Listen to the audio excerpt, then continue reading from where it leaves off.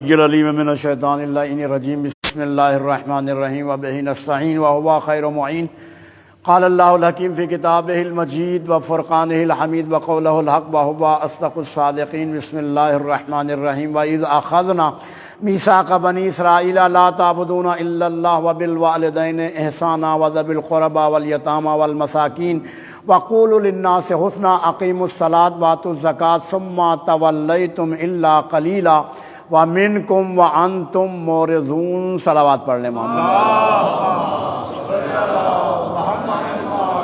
حضرات گرامی، یہ مجلس جو ہے وہ والدہ مولانا نظر صاحب کی والدہ کے اصالِ ثواب کے لیے کی گئی ہے۔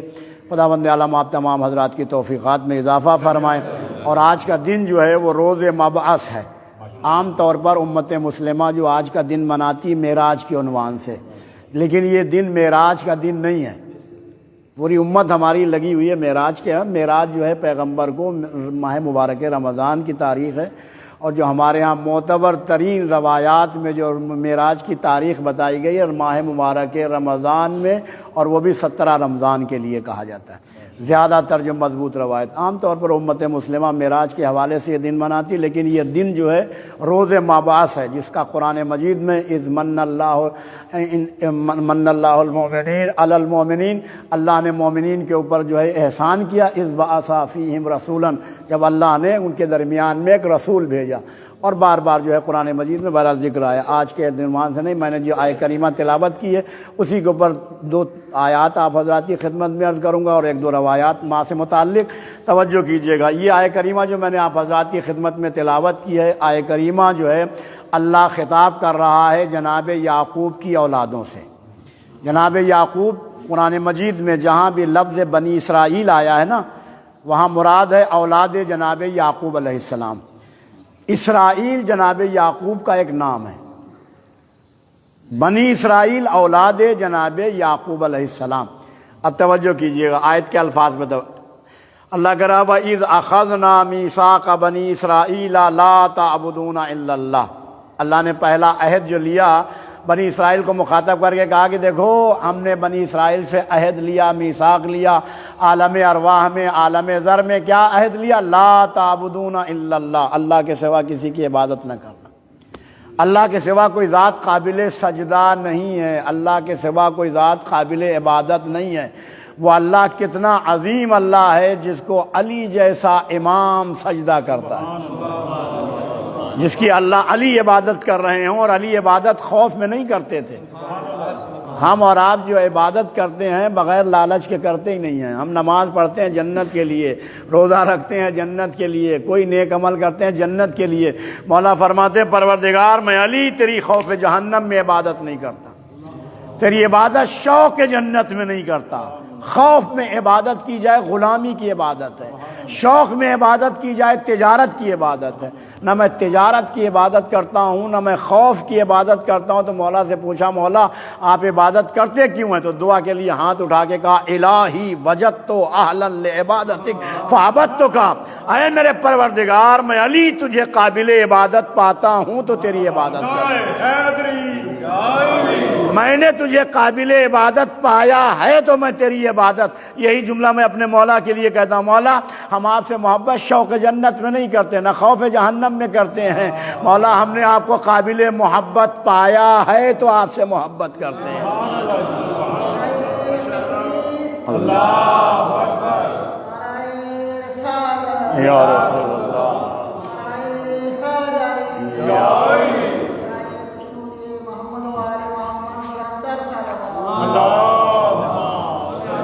توجہ رکھیے گا۔ میں جلدی سے جو ہے لا تعبدون الا اللہ، پہلا جو عہد ہے وہ اللہ کی عبادت، اللہ کے سوا کسی کی عبادت نہ کرنا۔ اب حدیث بھی جلدی سے سناتے چلے جو ماں اور باپ کے اصالِ ثواب کی ہے۔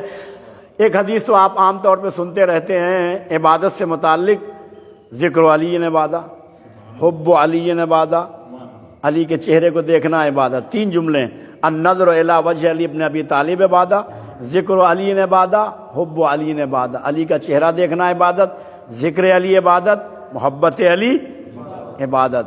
چھٹے امام ارشاد فرماتے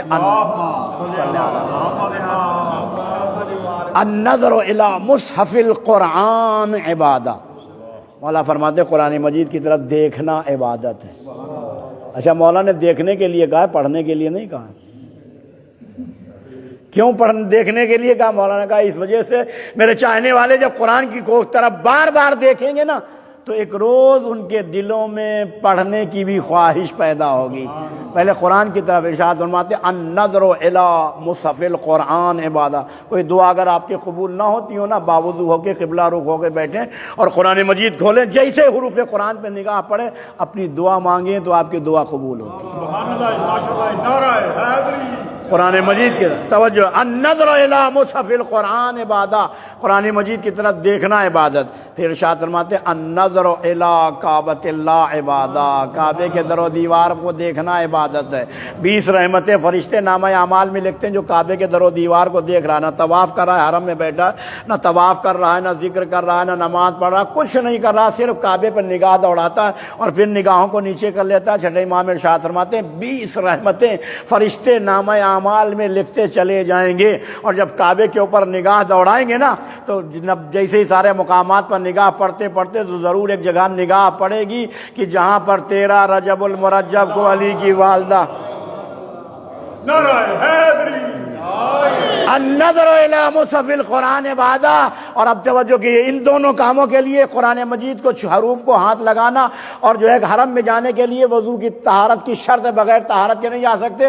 پھر ارشاد فرمایا چھٹے امام نے، ارشاد فرماتے النظر الی وجہ والدین بالرافت والرحمہ عبادت۔ ارشاد فرماتے اولاد کا ماں باپ کے چہرے پر محبت بھری نگاہ ڈالنا عبادت ہے۔ سبحان اللہ جی۔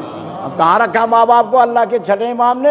جہاں قرآن کو دیکھنا عبادت، جہاں کعبے کو، ماں باپ کے چہرے پر نگاہ ڈالنا۔ حتیٰ کہ پیغمبر کی حدیث ہے، پیغمبر ارشاد فرماتے ہیں اولاد اگر ماں باپ کے چہرے پر محبت بھری نگاہ ڈالتی ہے تو پیغمبر نے ارشاد فرمایا اولاد کو ایک مقبول حج، مقبول عمرے کا ثواب ملتا ہے۔ سبحان اللہ جی، سبحان اللہ جی۔ ماں باپ محمد و آل محمد بلندر صلوات۔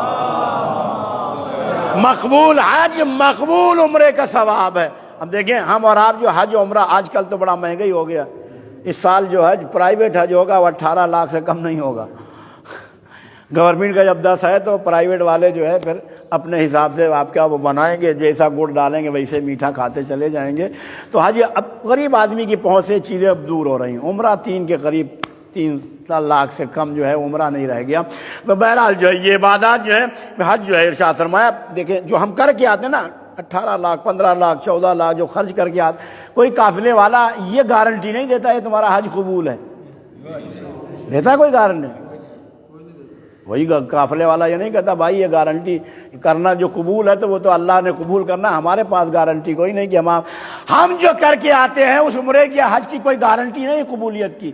لیکن پیغمبر نے جس عمرے کے لیے ارشاد فرمایا کہ ماں باپ کے چہرے پر نگاہ ڈالنا حج عمرے کا ثواب ہے، ارشاد فرماتے ہیں اس کی مقبول حج ہے، میں گارنٹی دیتا ہوں یہ قبول شدہ حج کا ثواب ہے۔ سبحان اللہ، سبحان اللہ۔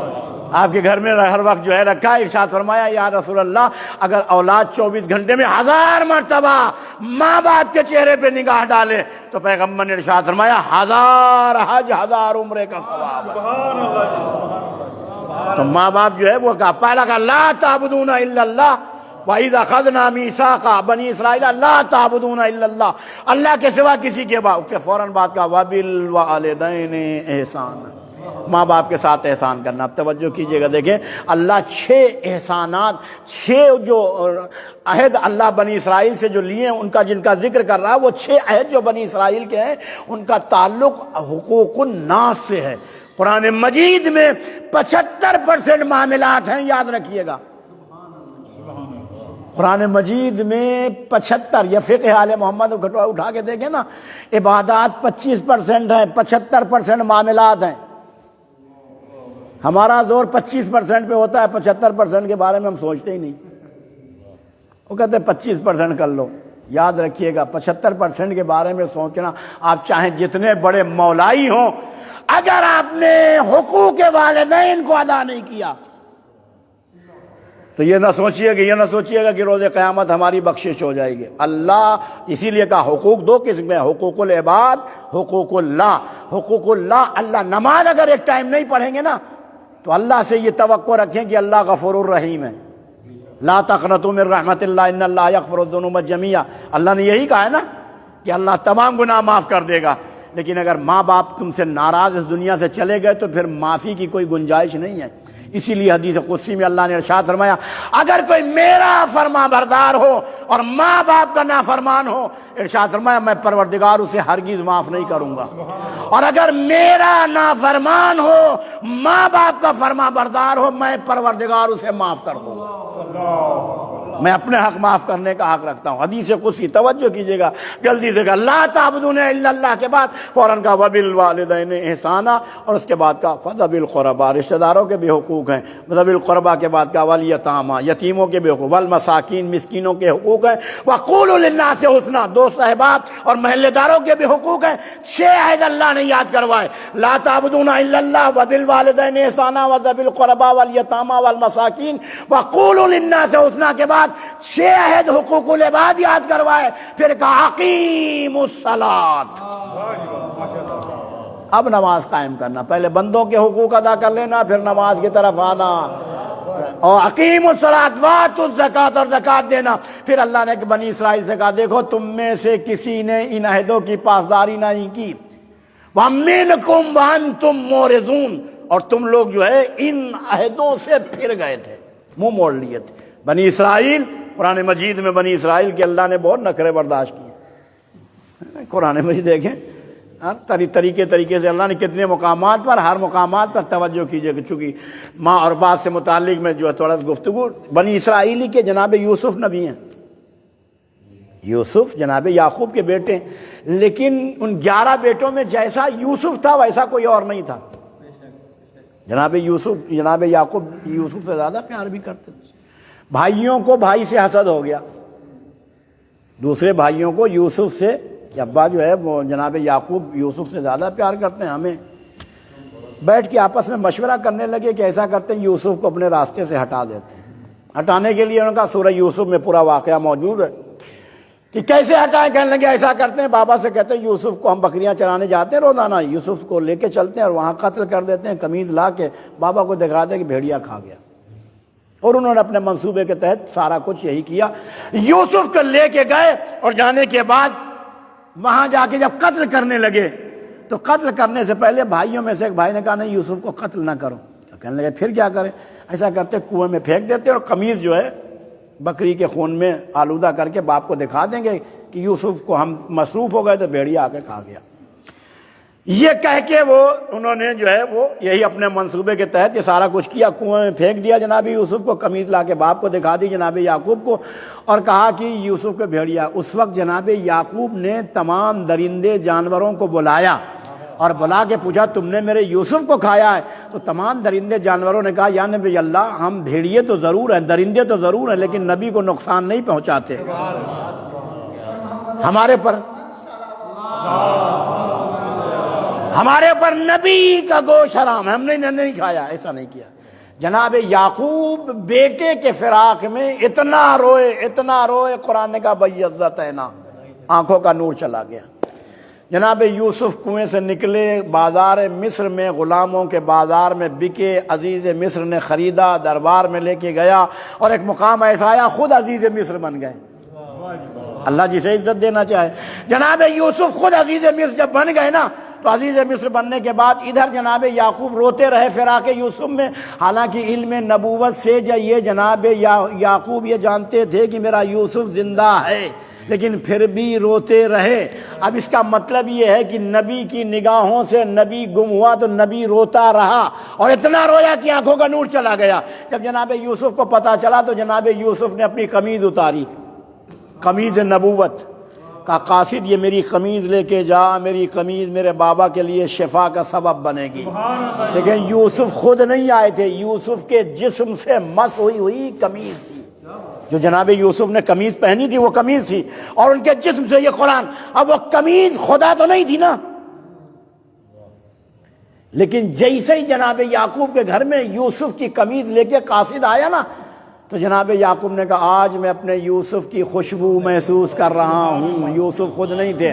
اور پھر جناب یعقوب کو قمیض دی گئی. جناب یعقوب نے قمیض کو لے کے بوسہ دیا اور بوسہ دینے کے بعد اپنی آنکھوں سے لگایا. جیسے ہی لگایا جناب یعقوب کے لیے یوسف کی قمیض شفا کا سبب بن گئی. اب کوئی مفتی یہاں پر فتویٰ نہیں دیتا کہ یعقوب نے کرتے سے شفا کیوں طلب کی.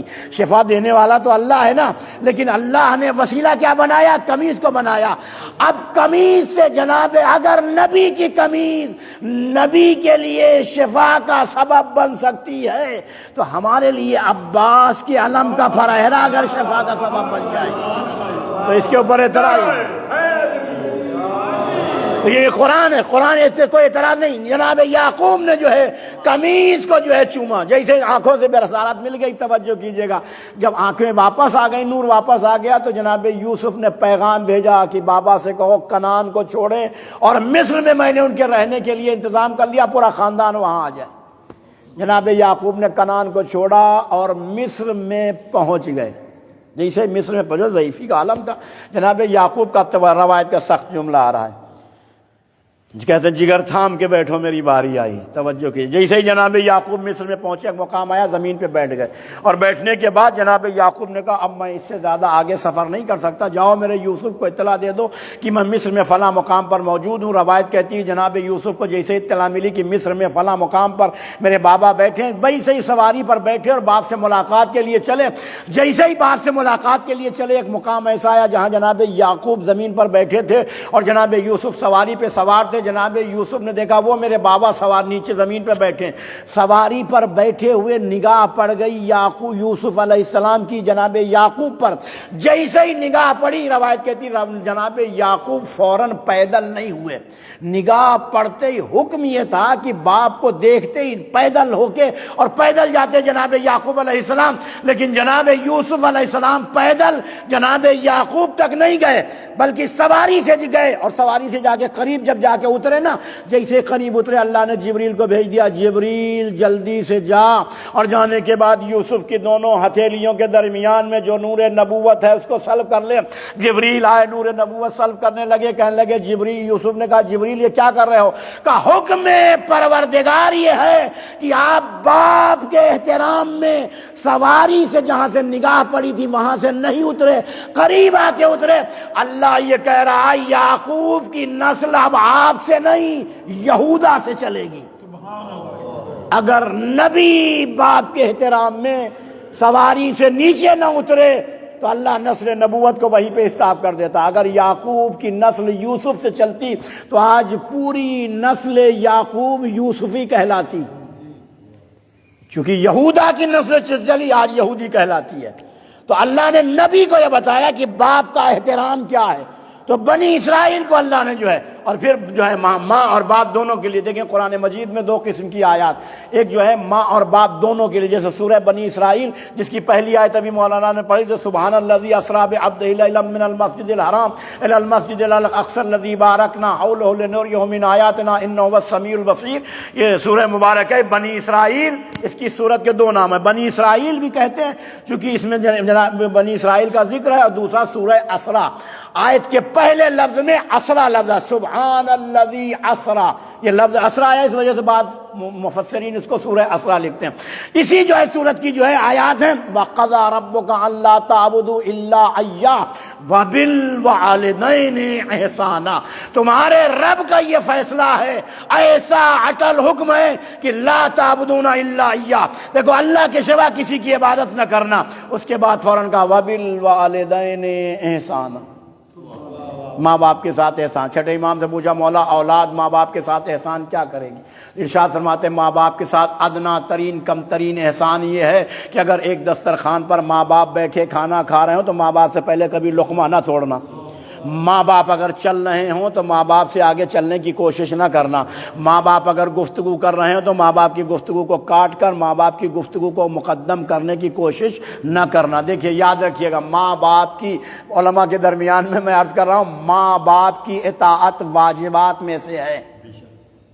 جیسے نماز واجب ہے, روزہ واجب ہے.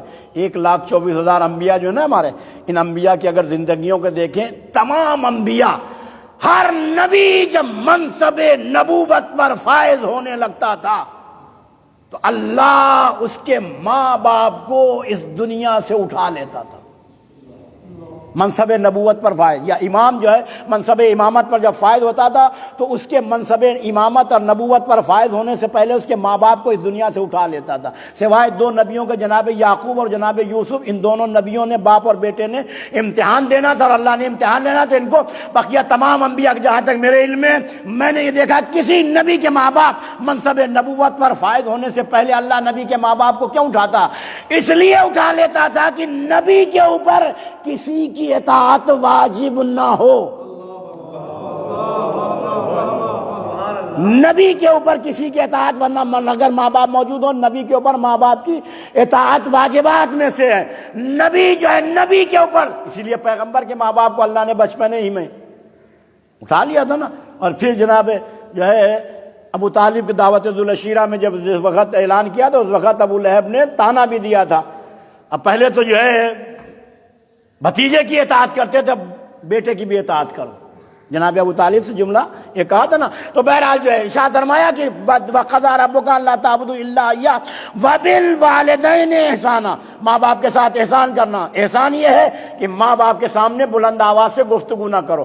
وَبِالْوَالِدَيْنِ إِمَّا يَبْلُغَنَّ عِندَكَ الْكِبَرَ، اب یہ قرآن کے الفاظ ہے، اگر ماں باپ تمہارے سن بزرگی کو پہنچ جائیں، بڑھاپے کی طرف پہنچ جائے، أَحَدُهُمَا ایک اور کلاہما دونوں، فَلَا تُفِّ لَهُمَا، ماں باپ کے لیے لفظ اف بھی استعمال، یہ دو لفظ ہیں الف اور فے، چیخنا نہیں ہے، چلانا نہیں ہے، دو لفظ ہیں۔ ماں باپ کے لیے لفظ اف بھی استعمال نہ، ولا تنہرہما، ماں باپ کو کبھی جھڑکنا نہیں کرنا، کیا وَخْفِضْ لَهُمَا جَنَاحَ الذُّلِّ مِنَ الرَّحْمَةِ، ماں باپ کے سامنے آؤ تو تمہارے دونوں شانے عاجزی کے ساتھ جھکے ہوئے، ماں باپ دونوں، دیکھو تمہارے دونوں شانے عاجزی۔ وَخْفِضْ لَهُمَا جَنَاحَ الذُّلِّ مِنَ الرَّحْمَةِ وَقُلْ لَهُمَا قَوْلًا كَرِيمًا، اور ماں باپ کے لیے قول کریم، دبی ہوئی آواز میں، نرم لہجے میں ماں باپ سے گفتگو کیا کرو۔ اور اس کے بعد ارشاد فرمایا وَقُلْ لَهُمَا قَوْلًا كَرِيمًا، اگر ماں باپ اس دنیا سے چلے گئے ہوں تو ان کے لیے کہنا وَقُلْ رَبِّ ارْحَمْهُمَا كَمَا رَبَّيَانِي صَغِيرًا، پروردگار میرے ماں باپ پر ویسے رحمت نازل فرما جیسے بچپنے میں انہوں نے ہمارے ساتھ کیا، خود نہیں کھایا ہمیں کھلایا، خود نہیں سوئے ہمیں سلایا۔ چھٹے امام کے پاس ایک شخص آیا، اس نے کہا مولا میں نے اپنی ماں کو پیدل 70 حج کروائے، ایک دو نہیں، پیدل 70، وطن سے لے کر مکے تک ماں کو پشت پہ سوار کر کے لے کر، ایک قدم ماں کو میں نے پیدل نہیں چلنے دیا، طواف میں نے ماں کو پشت پہ سوار کر کے کروایا، سعی میں نے ماں کو اپنی پشت پہ سوار کر کے کروائی، ایک دو مرتبہ نہیں، فرزند رسول 70 مرتبہ یہ عمل میں نے انجام دیا۔ کیا میں نے اپنی ماں کا حق ادا کر دیا؟ جیسے یہ جملہ کہا تو ارشاد فرمایا چھٹے امام نے، تو ماں کے حق کی بات کر رہا ہے، وقت ولادت تیری ماں کو جو 3 درد اٹھے تھے، ان 3 دردوں میں سے پہلے درد کا تو نے 70واں حصہ بھی مکمل نہیں کیا، تو ماں کے حق کی بات کر رہا ہے۔ ماں کی دعا سے عرش الہی لرز جاتا۔ جناب موسیٰ کی والدہ کا انتقال ہوا، آواز قدرت آئی، موسیٰ اب زمین کے اوپر جو قدم رکھنا تو ذرا سوچ سمجھ کے رکھنا۔ کہا پروردگار کیوں؟ کہا دعا کرنے والی ماں اس دنیا سے چلی گئی ہے، نبی سے اللہ کہہ رہا تھا۔ تو ماں جو ہے وہ عظیم نعمت ہے، جس کا جو ہے اس کا کوئی نعم البدل نہیں ہے، ماں کی دعا سے عرش الہی لرز جاتا ہے۔ پیغمبر کے پاس جوان آیا، اس نے کہا یا رسول اللہ میں آپ کے اذن سے جہاد فی سبیل اللہ پہ جانا چاہتا ہوں۔ کہا جہاد فی سبیل اللہ پہ جانا چاہتا ہے، پھر مسئلہ کیا؟ کہا یا رسول اللہ مسئلہ یہ ہے کہ میری ضعیف ماں میرے گھر میں موجود ہے، جب میں اپنی ماں سے کہتا ہوں یا رسول اللہ میں جہاد فی سبیل اللہ پہ جانا چاہتا ہوں، کیا مجھے جو ہے اجازت ہے میں چلا جاؤں؟ لیکن یا رسول اللہ میرے لیے مشکل پریشانی ہے۔ کہا مشکل کیا؟ کہا مشکل یہ ہے کہ میری ضعیف ماں میرے گھر میں موجود ہے، جب میں ماں سے کہتا ہوں کہ میں اذن پیغمبر سے جہاد فی سبیل اللہ پہ جا رہا ہوں تو حدیث کے الفاظ ہیں اکرہ امی، اس جوان نے کہا میری ماں یہ پسند نہیں کرتی کہ میں ماں کو چھوڑوں اور جہاد فی سبیل اللہ پہ چلا جاؤں۔ پیغمبر نے ارشاد فرمایا ارجع الی امک، واپس پلٹ جا اپنی ماں کی طرف۔ کہا یا رسول اللہ کیوں؟ کہا ایک رات ماں کی خدمت کا اجر پتہ ہے تجھے کتنا ہے؟ کہا کتنا؟ کہا ایک رات اگر ماں کی خدمت میں رہے گا تو اللہ تجھے 1 سال کے جہاد فی سبیل اللہ کا اجر عطا کرے، ایک رات، اللہ، ایک رات ماں کی خدمت میں۔ توجہ رکھیے گا، ایک جو جلدی سے میں دیکھیں ہمارے 2 عالم گزرے ہیں۔ ماں کیا ہوتی ہے؟ ماں بچے کی زندگی کو بناتی ہے۔ ہمارے 2 عالم گزرے ہیں، اور دو عالم سید مرتضیٰ علم الہدیٰ علی اللہ مقامہ اور سید رضی، دونوں سگے بھائی ہیں، دونوں سگے بھائی ہیں۔ سید رضی نے نہج البلاغہ کو اور سید مرتضیٰ نے ہمارا جو آج مذاہب اربعہ کہے جاتے ہیں نا، فقہ مذاہب اربعہ، رسمی طور پر اس زمانے میں بھی یعنی بغداد میں بہت بڑے ذمہ دار تھے سید مرتضیٰ علم الہدیٰ۔ مذہب فقہ تشیع کو بچایا ہے جس نے، موقع نہیں ہے پھر انشاءاللہ صرف عرض کرنا، ان دونوں حضرات کی ماں جو ہے سید رضی اور سید مرتضیٰ، یہ دو حضرات وہ ہیں جنہیں جناب زہرا نے اپنا بیٹا کہا ہے۔ سید مرتضیٰ کو، سید رضی کو جناب زہرا نے اپنا بیٹا کہا ہے۔ قازمین میں جب جائیں گے تو قازمین میں امام کے حرم سے باہر نکلیں گے، سید رضی اور سید مرتضیٰ علم الہدیٰ دونوں بھائیوں کی قبریں الگ الگ مقبرے بنے ہوئے ہیں قازمین میں۔ شیخ مفید علیہ الرحمہ جن کی وفات پر امام زمانہ نے مرثیہ کہا تھا، سید مرتضیٰ، شیخ مفید سید مرتضیٰ کے استاد ہیں، شیخ مفید استاد ہیں سید مرتضیٰ۔ شیخ مفید کہتے ہیں میں نے خواب دیکھا اور خواب میں یہ دیکھا کہ میرے دروازے پہ جناب زہرا سلام اللہ علیہ آئی ہیں، آپ کی گود میں امام حسین ہے، انگلی پکڑے ہوئے امام حسن ہے۔ توجہ کیجئے کتنے عظیم یہ علماء، میری گود میں امام حسین تھے، انگلی پکڑے ہوئے امام حسن تھے۔ ارشاد فرمایا دروازہ جب میرا کھٹکھٹایا تو میں دروازے پہ جا کے کھولا تو میں نے دیکھا کہ جناب زہرا برقعے میں، چادر میں ملوث ہیں اور امام حسن امام حسین۔ ارشاد فرماتے ہیں شیخ یہ میرے دونوں بیٹے حسن و حسین ہیں، صبح سے یہ تمہارے پاس پڑھنے کے لیے آئیں گے، ان کو تم نے درس دینا ہے۔ شیخ مفید کہتے ہیں یہ خواب دیکھ کے میں بے چین ہو گیا کہ یہ میں اور حسنین کو یہ میں نے خواب کیا دیکھا۔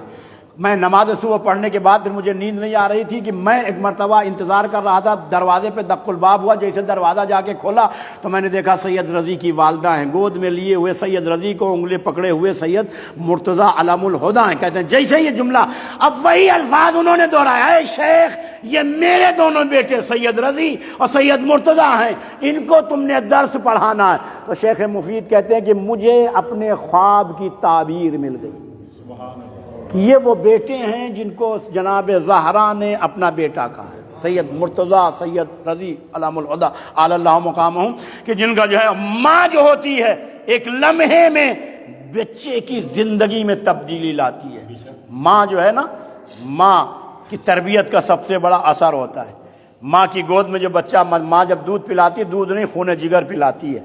ماں جو ہے جس وقت انسان کی زبان سے پہلا لفظ نکلتا ہے اس زبان کو مادری زبان کہا جاتا ہے، کہا جاتا ہے نا، جو ماں کی زبان ہوتی وہی بچے کا پہلا لفظ نکلتا ہے۔ ماں اگر عرب ہے تو بچے کی زبان سے پہلا لفظ عربی نکلے گا، ماں اگر جو ہے ایرانی ہے تو پہلا لفظ فارسی ہوگا، ماں اگر پنجابی بولنے والی ہے تو پہلا لفظ بچے کی زبان سے، اور اسی زبان کو جو بچہ بول رہا ہوتا ہے اس زبان کو مادری زبان کہا جاتا ہے۔ میں ایک جملہ عرض کر کے جلدی سے میں چند جملے مصائب مرحومہ کے اثار ثواب کے لیے عرض کر دوں۔ دیکھیے کائنات نے کبھی تصور کیا ہے کہ علی ابن ابی طالب کی زبان مادری زبان کیا تھی؟ جو فاطمہ بنت اسد کی زبان تھی۔ علی کی زبان سے پہلا لفظ جو نکلا ہے آغوش رسالت میں وہ صحفہ آسمانی ہے۔ تو جس علی کی مادری زبان صحفہ آسمانی ہو تو اس ماں کا مرتبہ کیا ہوگا؟ اس کی گود میں جو بچے پلیں گے محمد مصطفیٰ بنیں گے یا علی مرتضیٰ بنیں گے، اور یہ وہ مقام ہے۔ لیکن فاطمہ بنت اسد سلام اللہ علیہا کا جب انتقال ہوا تو پیغمبر کی چچی تھی، پیغمبر کی چچی تھی، تربیت آپ نے پرورش کی تھی ماں کی وفات کے بعد۔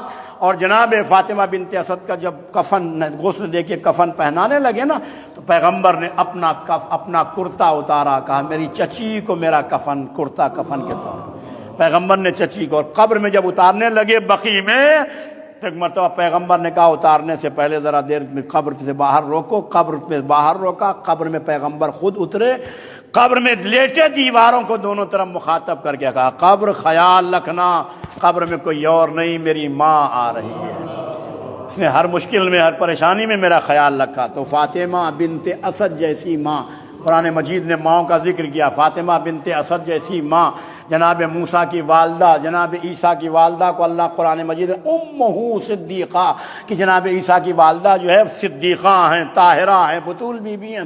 اور پھر جناب موسیٰ کی والدہ جناب عیسیٰ کی والدہ، اور جو ہے قرآن مجید نے جہاں پر سب سے زیادہ جس کا ذکر کیا جناب ہاجرہ کا ذکر کیا، یعنی جناب ہاجرہ مادر جناب اسماعیل۔ اور جناب ہاجرہ دیکھیں حج یا عمرہ جو کرنے جاتے ہیں نا، میں ایک جملہ عرض کر دوں، حج و عمرے میں صرف 2 چیزیں آپ کو زبان سے پڑھنا ہوتی ہیں، 2 چیزیں زبان سے پڑھنا ہے آپ کو حج یا عمرے میں، اور یہ صحیح ہونی چاہیے، بقیہ سارا کچھ آپ نے پیروں سے کرنا ہے۔ ایک تلبیہ آپ کو پڑھنا ہوتا ہے زبان سے، اور ایک 2 رکعت نماز جس میں سورہ الحمد اور جو ہے دوسری سورت پڑھنا ہوتی ہے، بقیہ سارا کچھ جو ہے آپ نے پیروں سے کرنا ہے۔ پورا حج جو ہے پیروں سے کرنا، پیر مضبوط ہوں گے تو حج اچھا ہوگا۔ حج بڑھاپے میں نہ کرنا، جب کمر درد کرنے لگے گھٹنے جواب دے جائیں، حج جوانی میں، حج جوانی کی تو ہے عبادت ہے، توجہ رکھیے گا۔ بہرحال جو ہے حج پورے کردار، حج کو اگر آپ دیکھیں نا، پورا جو ہے حج ماں اور باپ کے کردار کا نام حج ہے۔ جیسے ہاجرہ نے صحیح کی تھی ویسے پوری امت مسلمہ صحیح کرے۔ ماں کا جو ہے ماں کا عمل کو اللہ نے امت مسلمہ کے لیے وہ بنا دیا، نمونہ عمل بنا دیا۔ جیسے ہاجرہ جہاں سے تیزی سے دوڑی، ویسے امت کا ہر فرد تیزی سے دوڑنے کی کوشش کرے۔ کیوں؟ ماں بچے کے لیے پانی کے لیے دوڑی تھی، اور بچہ جب پانی نہیں مل رہا تھا نا تو ماں سے سوچ رہی تھی شاید کہیں میرا بچہ جو ہے پیاس سے شہید نہ ہو جائے۔ ماں صفا و مروہ کے درمیان میں دوڑی، اسماعیل نے ایڑیاں رگڑی، اللہ نے آب زمزم دے دیا۔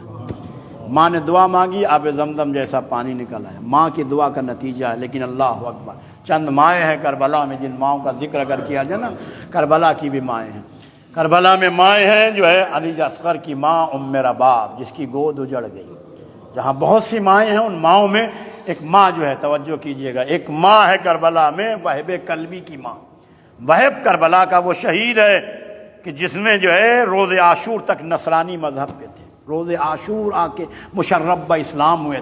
جیسے یہ جو ہے شادی کر کے جناب وہب گزر رہے تھے، گزرتے ہوئے ماں نے دیکھا کہ نہر فرات کے کنارے قافلہ ٹھہرا ہوا، اس قافلے پر جو ہے پانی بند کر دیا گیا، پہرا نہر فرات پہ پانی پہ بیٹھا۔ ایک مرتبہ بیٹے وہب سے کہا بیٹا ذرا قافلے کو روکو، پتہ کر کے آؤ کس کے جو ہے بچوں پر یہ پانی بند کر دیا گیا، یہ نہر فرات پہ پہرا کیوں بیٹھا۔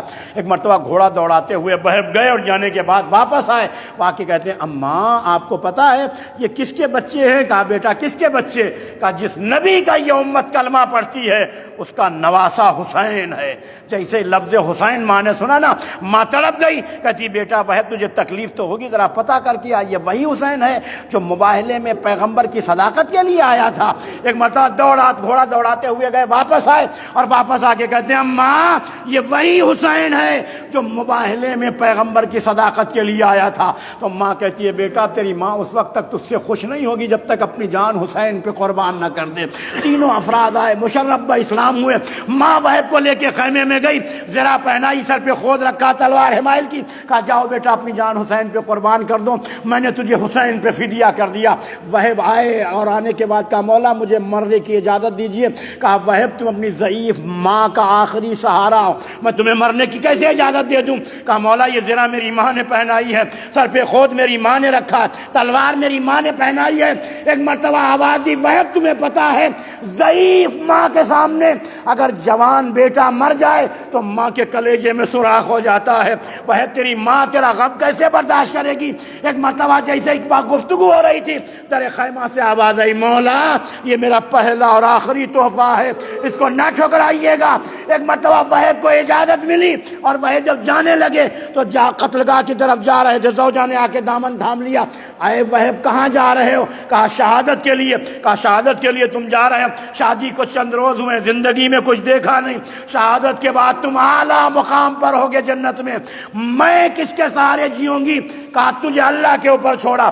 زوجہ وہب کہتی ہے ایسے نہیں وہب، چلو حسین کے پاس، اور چلنے کے بعد میرے آقا کے سامنے وعدہ کرو۔ لے کے آئی، زوجہ وہب کہتی ہے مولا میں وہب کو شہادت جیسے مقام سے روکنے کے لیے نہیں لائی ہوں۔ کہا پھر کیوں لائی ہے؟ کہا مولا آپ کے سامنے ایک وعدہ کر لے، کریمی ہے امام حسین علیہ السلام، دیکھیے گا مولا آپ کے سامنے وہب وعدہ کرے کہ کل جنت میں جائے گا تو بغیر میرے نہیں جائے گا، مجھے ساتھ لے کے جائے گا۔ راوی کہتا حسین زمین پہ بیٹھے تھے، ایک مرتبہ اپنی جگہ سے کھڑے ہو گئے اور کھڑے ہو کے کہتے ہیں زوجہ وہب تجھ سے وعدہ کرے یا نہ کرے؟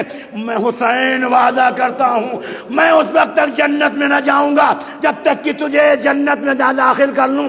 اے مادر وہب بڑی خوش نصیب ہے کہ ایک مرتبہ جب وہب کے قتل گاہ میں گئے اور زخمی ہوئے، زمین پہ گرے، ظالم نے سر قلم کیا اور مادر وہب کی طرف پھینکا، ماں نے سر کو اٹھایا، چوما، پیشانی کو بوسا دیا، میرے لال تو نے میرے دودھ کی لاج رکھ لی۔ میں حسین کی ماں فاطمہ زہرا کے سامنے سرخرو ہو گئی، ابھی گفتگو کر رہی تھی کہ ایک مرتبہ سر وہب لیا اور لشکر یزیدی کی طرف یہ کہہ کے پھینک دیا، ہم حسین والے جو چیز راہ خدا میں قربان کرتے ہیں پھر واپس نہیں لیتے۔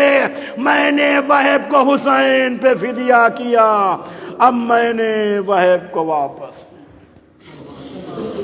الا لعنت اللہ علی القوم الظالمین سیعلم الذین ظلموا الہی بحق زہرا و ابیہا و بعلہا و بنیہا و سر المستودعفیہا، الہی بحق امام زمان پروردگار مولانا نظر قمی صاحب کی والدہ کی مغفرت فرما، مرحومہ کے درجات بلند فرما، آج کے بابرکت دن کے طفیل میں مرحومہ کے قبر کے منازل آسان فرما، پروردگار ان کی قبر کو نور محمد اور آل محمد سے روشن و منور فرما، مرحومہ کو کروٹ کروٹ جنت نصیب فرما، پروردگار مرحومہ کے درجات عالی ہیں متعالی فرما، مرحومہ کو روز قیامت شہزادی کونین کی کنیزوں میں شمار فرما، روز قیامت لواء الحمد کا سایہ نصیب فرما، غلامی محمد اور آل محمد نصیب فرما، برزخ کے منازل آسان فرما، ان کی تمام لغزشوں سے درگزر فرما، پروردگار منجی عالم بشریت امام زمانہ کے ظہور میں تعجیل فرما، ہم سب کو امام کے اعوان و انصار میں مشہور فرما، ربنا تقبل منا انک انت السمیع العلیم، آمین یا رب العالمین۔ تمام حضرات سے گزارش ہے ایک مرتبہ سورہ الحمد، 3 مرتبہ سورہ توحید کی تلاوت فرما کر مولانا نظر قمی صاحب کی والدہ کے لیے